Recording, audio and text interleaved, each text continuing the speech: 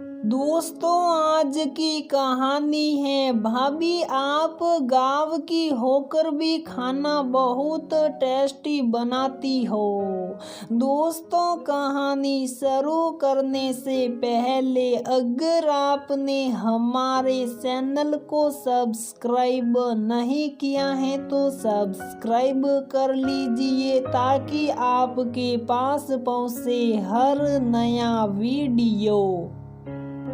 रश्मि की शादी गाजियाबाद के मध्यम वर्गीय परिवार में हुई है। ससुराल में सास ससुर मानसी और सुरेश जी, पति भानु, दो ननद, एक भानु से बड़ी जिसकी शादी हो चुकी है और एक छोटी ननद गुंजन जो अभी ग्रेजुएशन कर रही है। रश्मि की शादी को अभी 3 महीने ही हुए हैं। घर में ऐसे तो सभी रश्मि को पसंद करते हैं और उसे भी सब अच्छा लग रहा है, लेकिन कुछ बातों में उसे ना समझते हैं क्योंकि वह एक छोटे से गांव से है। भानु बेटा,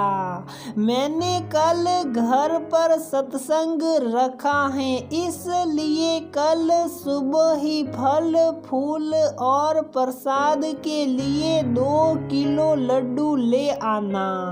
हाँ, नाश्ता का सामान भी लेकर आना जिससे सभी लोग चाय नाश्ता करके जाए।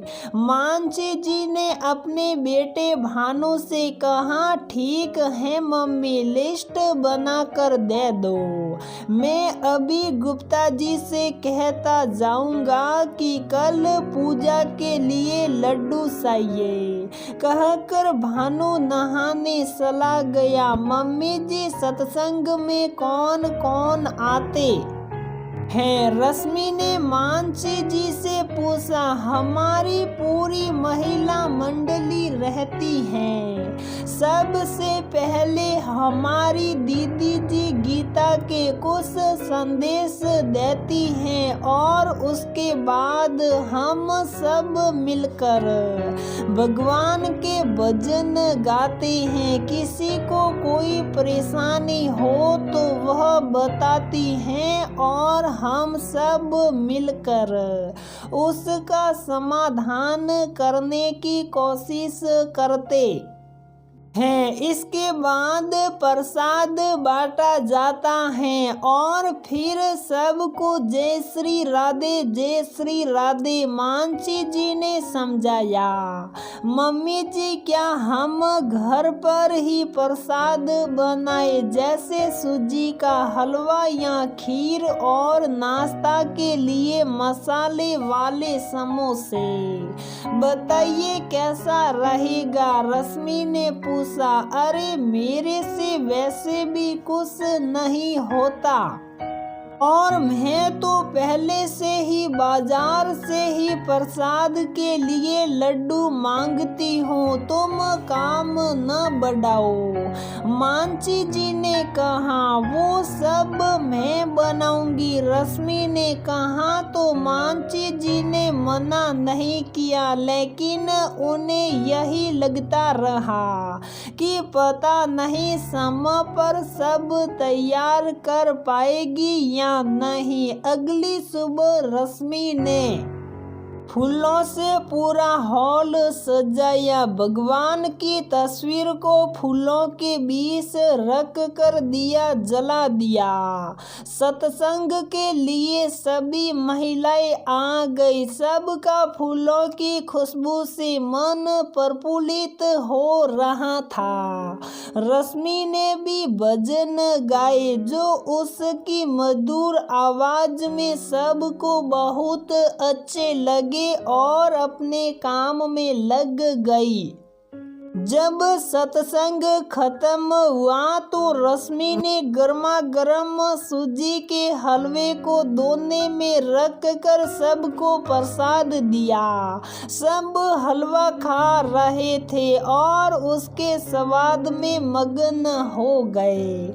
मांझी जी के सत्संग सहभागियों ने हलवा की बहुत तारीफ की और साथ ही रश्मि की भी कि इतना स्वादिष्ट हलवा आज तक हमने नहीं खाया है। तुम्हारी बहू के हाथ में अन्नपूर्णा का निवास है। और अपनी बहू की इतनी तारीफ सुनकर मांझी जी खुशी से गद हो गई। ऐसे ही कुछ दिन बाद गुंजन ने अपनी मांझी जी से कहा, मम्मी मैं एग्जाम की वजह से अपने फ्रेंड्स को बर्थडे की पार्टी नहीं दे पाई थी, तो मैं सोच रही हूँ कि कल उन्हें पार्टी दे दूँ। कल संडे भी है, हाँ तो घर पर ही बुला लो। मैं छोले भटूरे और पुलाव बना दूंगी, मिठाई में खीर बना लेंगे। मांझी जी ने कहा, मम्मी ये क्या बात हुई, हम रेस्टोरेंट में जाकर ही पार्टी करेंगे, घर पर करेंगे तो तुम यही सब बनाओगी और मेरे फ्रेंड्स मुंह बनाएंगे। गुंजन ने कहा, अभी 1 महीने पहले ही तुम्हें फूड पॉइजनिंग हुई थी, इसलिए बाहर का खाना तो बिल्कुल नहीं। रश्मि समोसे बहुत अच्छे बनाती हैं, समोसे बन जाएंगे, अब तो ठीक है। मांझी जी ने कहा तो गुंजन गुस्सा हो गई। ये देख रश्मि ने कहा, दीदी घर पर ही कर लेते हैं, कुछ अच्छा बनाने की कोशिश करूंगी, शायद आपको पसंद आ जाए। अब गुंजन ने हाँ कर दिया, पर पूरे मन से नहीं। और रश्मि ने मांझी जी को एक लिस्ट थमा दी कि ये सब सामान आज ही जरूर से मंगा दीजिएगा। सासू माँ ने ससुर जी से सारा सामान मंगा दिया। अगले दिन गुंजन तो हॉल को सजाती रही, क्योंकि उसकी ज्यादा रुचि भी नहीं थी कि क्या बन रहा है। रश्मि खाने की तैयारी करती रही और थोड़ी बहुत मदद मांझी जी से ले ली। जब फ्रेंड आए तो सबसे पहले रश्मि ने स्टार्ट में मशरूम फ्राई दिए, जो कि सबको बहुत पसंद आए। अब बारी थी मेन कोर्स की। रश्मि ने कहा, वह बस आधे घंटे में आती हैं और थोड़ी ही देर में टेबल सज गई।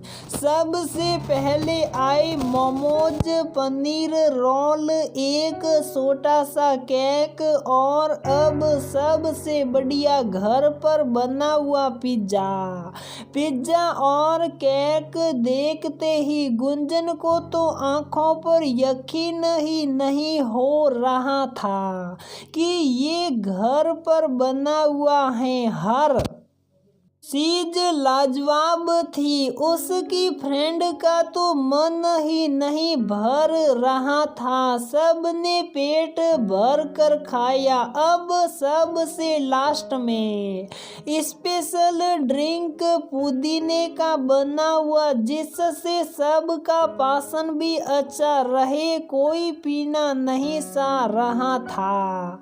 लेकिन जब होठों से लगाया तो हर कोई 2 गिलास पिए बिना नहीं रहा। फ्रेंड के जाने के बाद गुंजन ने रश्मि से कहा, भाभी आप तो पानी की तरह हो, सब में घुल मिल जाती हो। मेरे फ्रेंड आए तो आपने मेरी पसंद के अनुसार खाना पीना बना दिया, मेरी फ्रेंड के साथ घुल मिल गई। उस दिन जब घर पर सत्संग हुआ तो उन सब के साथ आपको देखकर लगा ही नहीं कि आप 2-3 महीने पहले ही इस घर में आई हो। भैया के फ्रेंड आए तब भी आपने जैसे उनका स्वागत किया, आपने जो खाना बनाया वह काबिल ए तारीफ है। भाभी आपसे आज माफी भी मांगना चाहूंगी, क्योंकि मैं सोचती थी कि आप गांव से आई हैं और ये तो ठीक है कि आप खाना अच्छे से बना लेती हैं, पूजा पाठ पर ध्यान देती हैं, मगर जब आज आपने ये सब बनाया तो मेरी सोच बदल गई। मैं समझती थी कि आपको बहुत सी चीजें समझ नहीं आती होगी, जबकि आप पढ़ी लिखी हैं। मुझे माफ कर दीजिए, आपके बारे में मेरी सोच गलत।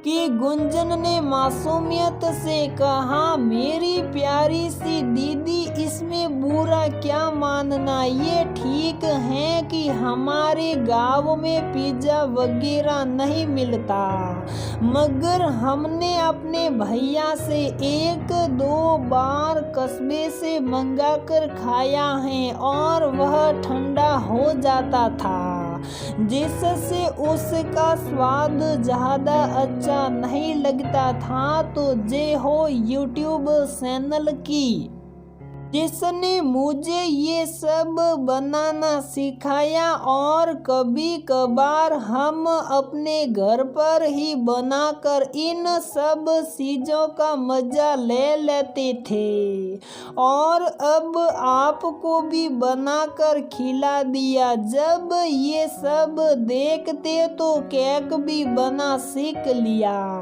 और हाँ, एक सवाल अभी आप सब पूछेंगे कि माइक्रोवेव तो खराब पड़ा है तो कैसे काम बनाया, तो इसमें भी जो आपने घर पर करते थे वैसे ही काम चलाया।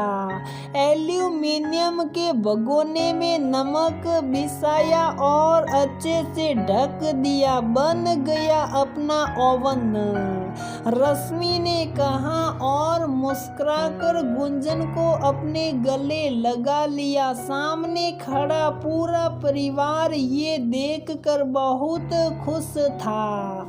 मांची जी को अपनी पसंद रश्मि पर गर्व हो रहा था, क्योंकि उनकी बहू बहुत अच्छी है और परिवार में कैसे खुशियां और प्यार घोलना है उसको बखूबी आता है। बहुत से लोग होते हैं जो गांव से आने वालों को सोचते हैं कि उन्हें बस खाना पीना में दाल चावल रोटी सब्जी आदि बनाना आता होगा, लेकिन केक पुडिंग पिज्जा ये सब तो खा लिया हो, बड़ी बात है बनाना तो बहुत दूर की बात है। मगर आज डिजिटल मीडिया के माध्यम से सब होशियार हैं, किसी को कम आंकना सामने वाले की ही बेवकूफ़ी है।